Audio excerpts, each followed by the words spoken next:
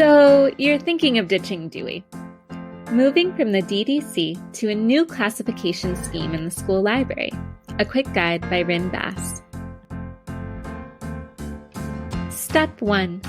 Know your patrons and their information-seeking behaviors. Before moving to a new classification scheme, make sure that you're familiar with what's already working well and with the ways in which the current scheme falls short. How are patrons searching? Are high-interest items easy to find? What can't patrons find? Who uses the library? So you've considered your patrons and your collection, and you definitely want to move forward with a change. Step 2. Consider your options.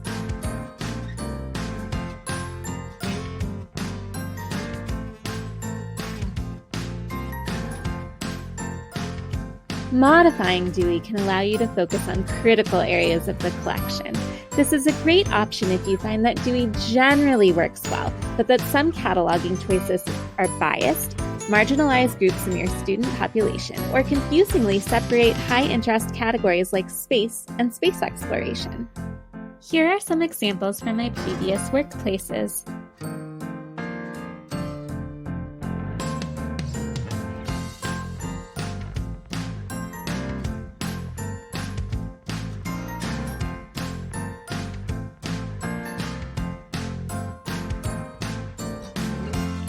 Designing a new system just for your library lets you make each and every decision with your patrons and your collection in mind.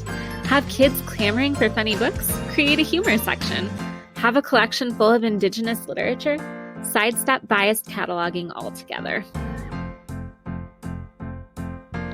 Using genreification as a base for a new classification scheme is a growing trend in school libraries.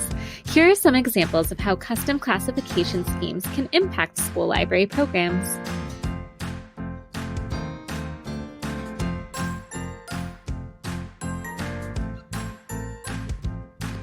Use a pre-existing classification scheme which someone else has already designed for school libraries. This will allow you to save your own time and energy while also providing a user experience and cataloging system that is more developmentally appropriate for your patrons than the DDC. The Metis classification system, named for the mother of the goddess Athena, was designed by librarians at the Ethical Cultural Fieldston School. Here is some information about their system.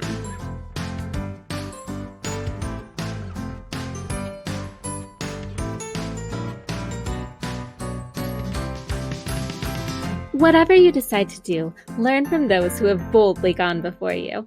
Converting to a new classification scheme requires significant investments of time, personnel, and money. Costs include physically relabeling all materials and training both staff and patrons to use the new system.